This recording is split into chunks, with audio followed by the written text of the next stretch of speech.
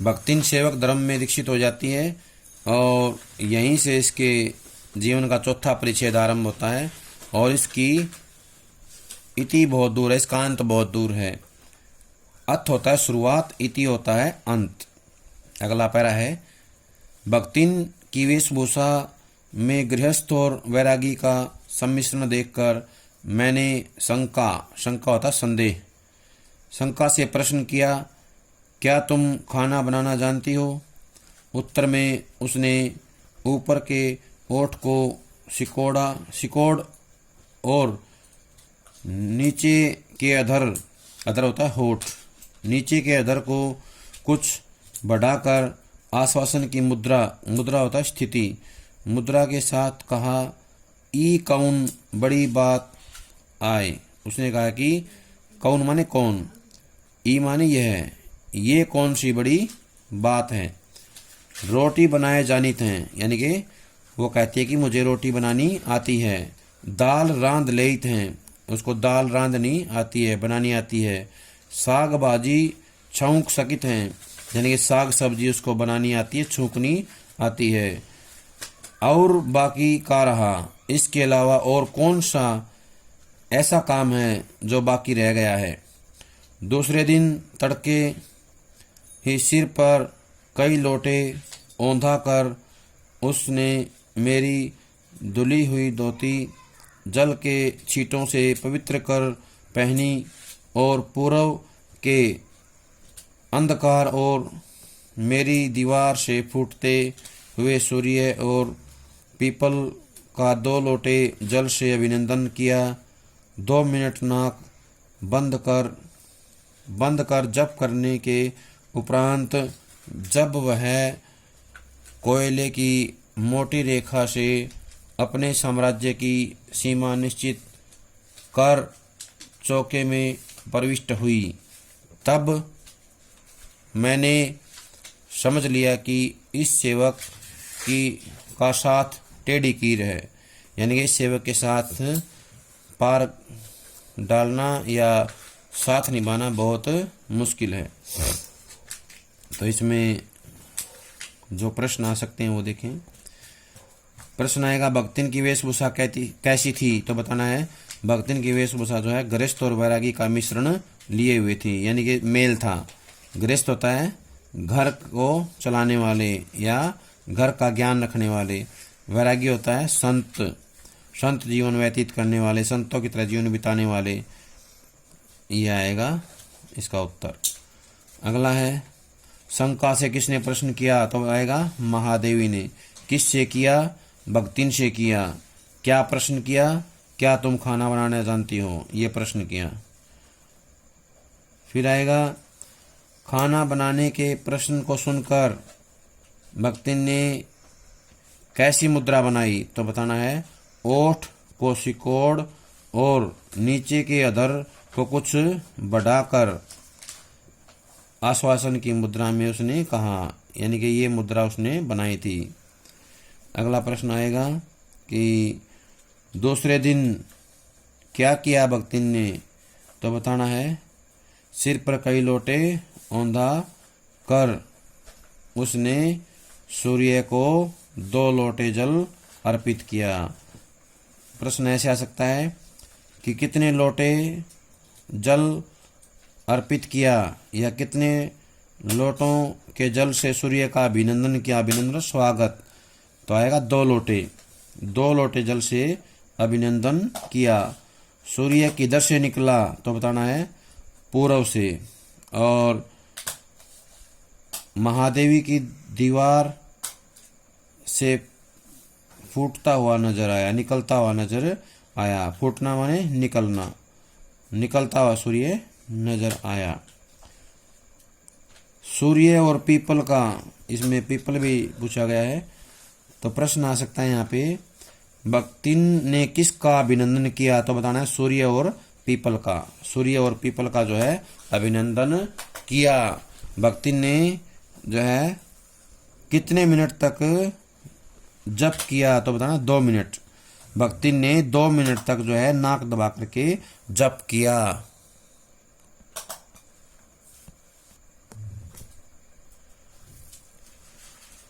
कोयले की मोटी रेखा से अपने साम्राज्य की सीमा निश्चित कर चौके में प्रविष्ट हुई, तब मैंने समझ लिया कि इस सेवक का साथ टेढ़ी खीर है। टेढ़ी खीर होता है मुश्किल कार्य है, कठिन कार्य है।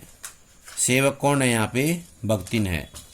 अपने भोजन के संबंध में नितांत वीतराग होने पर भी मैं पाक विद्या के लिए परिवार में प्रख्यात हूँ। तो प्रश्न आएगा पाक विद्या के लिए कौन प्रसिद्ध है? तो आएगा भक्तिन। कौन है?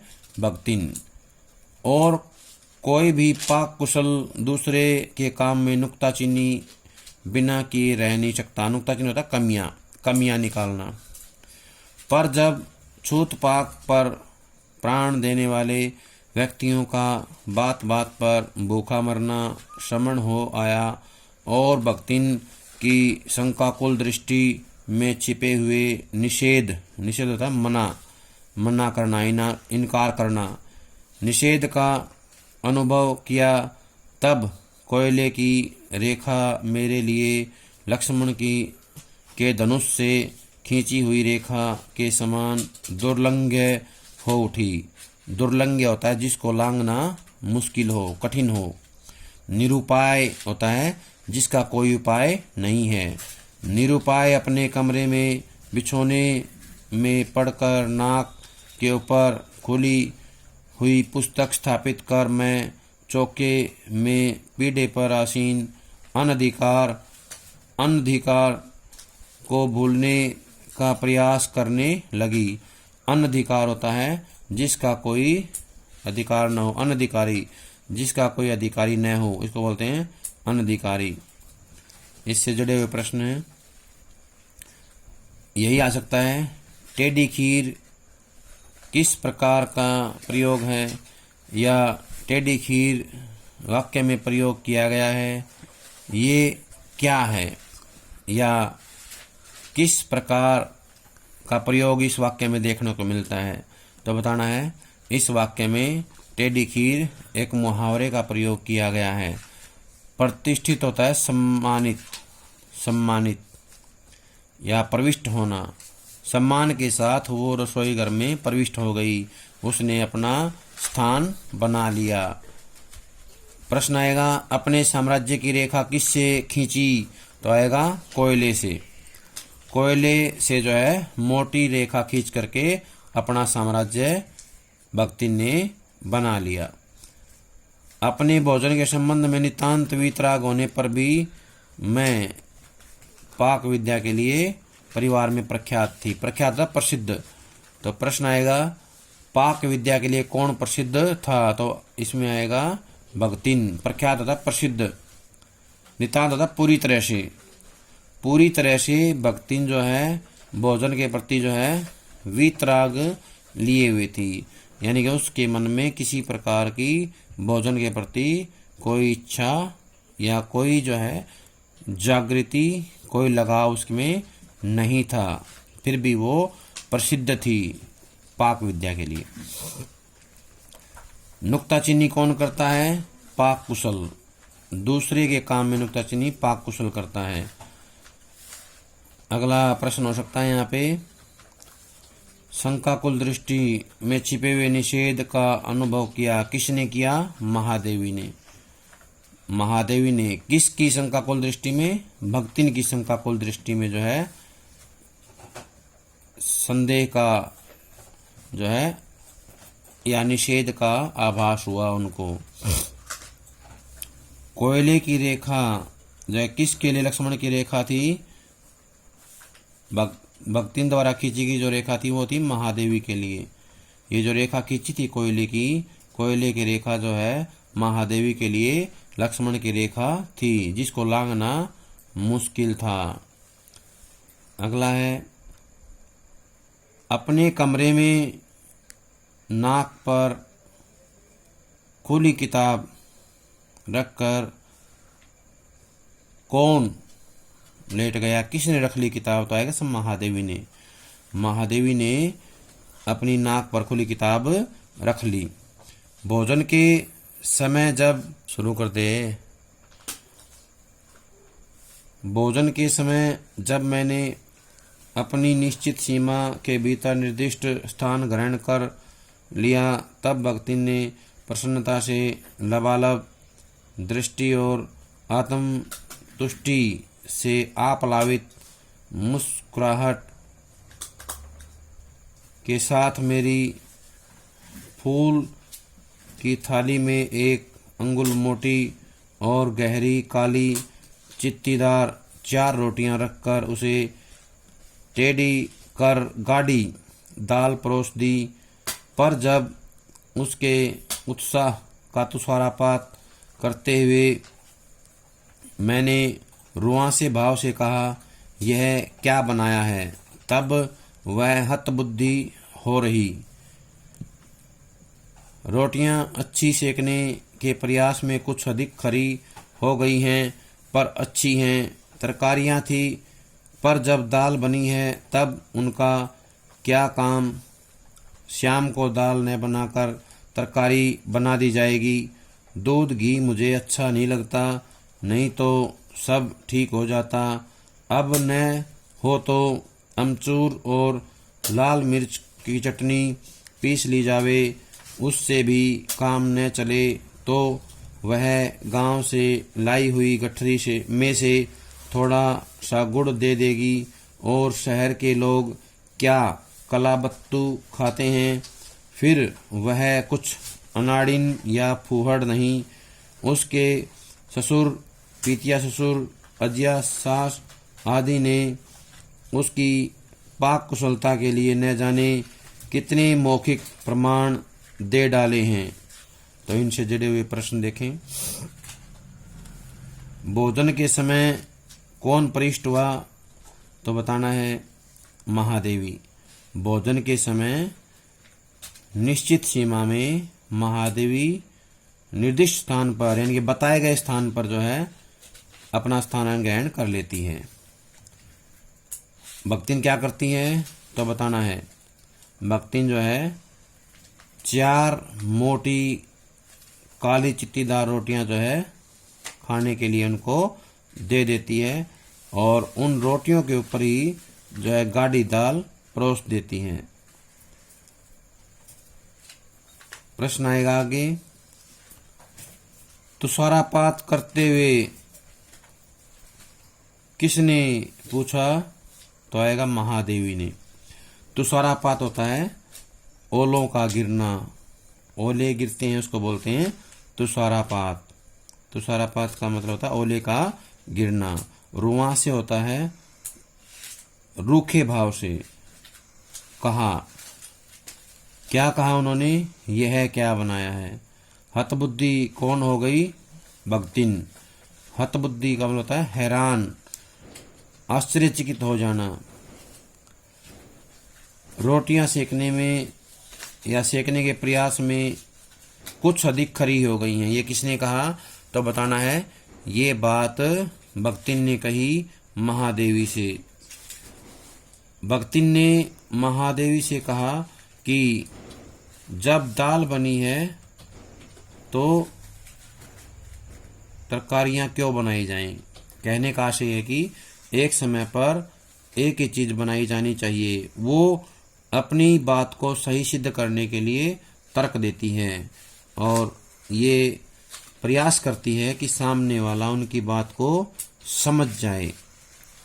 दूध घी किसको अच्छा नहीं लगता, भक्तिन को। भक्तिन को जो है दूध घी अच्छा नहीं लगता है। आगे प्रश्न आएगा, गुड़ कौन देता था महादेवी को, तो बताना है भक्तिन। भक्तिन जो है गुड़ महादेवी को देती थी। शहर के लोग क्या खाते हैं, तो बताना है कलाबत्तू। शहर के लोग क्या कलाबत्तू खाते हैं, किसने कहा, भक्तिन ने कहा। अनाड़िन या फूहड़ नहीं है, कौन नहीं है, भक्तिन। भक्तिन को पाक कुशलता के लिए किसने प्रमाण दिए हैं, मौखिक ससुर, पितिया ससुर, अजिया ससुर ने। ससुर, पितिया ससुर और अजिया ससुर ने जो है उनको प्रमाण दिए हैं पाक कुशलता के लिए। भक्तिन के इस सार गर्भित लेक्चर का प्रभाव यह हुआ कि मैं मीठे से विरक्ति के कारण बिना गुड़ के और घी से अरुचि के कारण रूखी दाल से एक मोटी रोटी खाकर ठाठ से यूनिवर्सिटी पहुंची और न्याय सूत्र पढ़ते पढ़ते शहर और देहात के जीवन के इस अंतर पर विचार करती रही। अलग भोजन की व्यवस्था करनी पड़ी थी। अपने गिरते हुए स्वास्थ्य और परिवार वालों की चिंता निवारण के लिए, पर प्रबंध ऐसा हो गया कि उपचार का प्रश्न ही खो गया।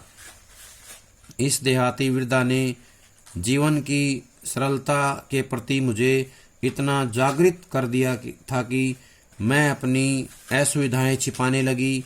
सुविधाओं की चिंता करना तो दूर की बात, इसके अतिरिक्त भक्तिन का स्वभाव ही ऐसा बन चुका है कि वह दूसरों को अपने मन के अनुसार बना लेना चाहती है, पर अपने संबंध में किसी प्रकार के परिवर्तन की कोई जगह नहीं छोड़ती। तो इसमें देखें जो प्रश्न आ सकते हैं। सार गर्भित लेक्चर किसका था? तो बताना है भक्तिन का। भक्तिन ने सार गर्भित लेक्चर किसको सुनाया? महादेवी को। उसका क्या प्रभाव हुआ कि महादेवी जो है अपनी सुविधाओं को छोड़कर उसके सामने असुविधाओं का भी कोई जिक्र नहीं करती थी। कहने का आशय ये है कि महादेवी ने अपनी सुविधाएं और असुविधाओं के बारे में भक्तिन के सामने कोई जिक्र नहीं किया, उसकी बात कोई नहीं की जा रही थी। विरक्ति किससे हो गई थी? मीठे से, गुड़ से, घी से। वो केवल रूखी दाल से एक मोटी रोटी खा करके यूनिवर्सिटी चली गई। प्रश्न आएगा, रोटी खा करके महादेवी कहाँ चली गई? यूनिवर्सिटी चली गई।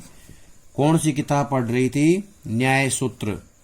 न्याय सूत्र पढ़ते हुए वो कहाँ चली गई? यूनिवर्सिटी।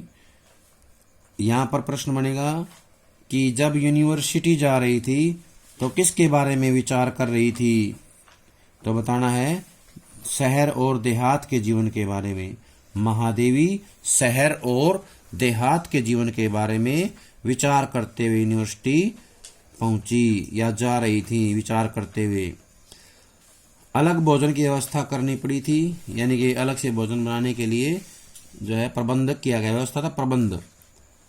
अपने गिरते स्वास्थ्य और परिवार वालों की चिंता के निवारण के लिए, पर प्रबंध ऐसा हो गया कि उपचार का प्रश्न ही खो गया। यानी कि व्यवस्था ऐसी कर दी भक्तिन ने कि उपचार की जो है बात करने वाला या उपचार का प्रश्न करने वाला भी जो है कोई विषय नहीं बचा था। कोई ऐसी बात उपचार के बारे में की जाए, ऐसी व्यवस्था या ऐसी परिस्थिति सामने नहीं रह गई थी। भक्तिन के आने से यहाँ पे देहाती वृद्धा किसके लिए प्रयोग किया गया है? भक्तिन के लिए किया गया है। भक्तिन के आ जाने से उसके जीवन में क्या आ गई? सरलता। भक्तिन ने जीवन की सरलता के प्रति महादेवी को इतना जागृत कर दिया, इतना सजग कर दिया कि अपनी असुविधाएं छिपाने लगी। यानी कि जो उसकी सुविधाएं थी उनकी बात तो बहुत दूर है, सुविधाओं की चिंता करना तो दूर की बात है। कहने का आशय है कि भक्तिन जो है इतना सरल जीवन, इतनी सरल बातें उनके सामने रखने लगी, इतनी परिस्थितियां सामने रख दी, खड़ी कर दी कि असुविधाएं छिपाने लगी। भक्तिन के सामने महादेवी अपनी असुविधाओं का कोई जिक्र नहीं करती थी। तो प्रश्न आ जाएगा यहाँ पे, असुविधाएं कौन छिपाने लगा? तो आएगा महादेवी। सुविधाओं की चिंता करना दूर की बात है, ये किसने कहा? महादेवी ने। क्यों कहा? भक्तिन के आ जाने के कारण। भक्तिन के आ जाने के कारण महादेव के जीवन में परिवर्तन आ गया, बदलाव आ गया। इसके अतिरिक्त भक्तिन का स्वभाव ही ऐसा बन चुका था कि वह दूसरों को अपने मन के अनुसार बना लेना चाहती हैं, और भक्तिन के स्वभाव में ये बात आ गई थी, ऐसा गुण आ गया था कि भक्तिन जो है दूसरों को अपने मन के अनुसार बना लेती थी। जैसा वो चाहती थी वैसा ही उनमें परिवर्तन ला देती थी, पर अपने संबंध में किसी प्रकार के परिवर्तन की कोई गुंजाइश नहीं थी। कहने का आशय है कि भक्तिन अपने स्वभाव में किसी प्रकार का कोई परिवर्तन नहीं करना चाहती थी। प्यारे बच्चों, ये था चौथे परिच्छेद का आरंभ। तो बाकी इस परिच्छेद का वर्णन जो है अगली वीडियो में किया जाएगा। तब तक इसको सुने, याद करें, समझें। सभी का बहुत बहुत धन्यवाद।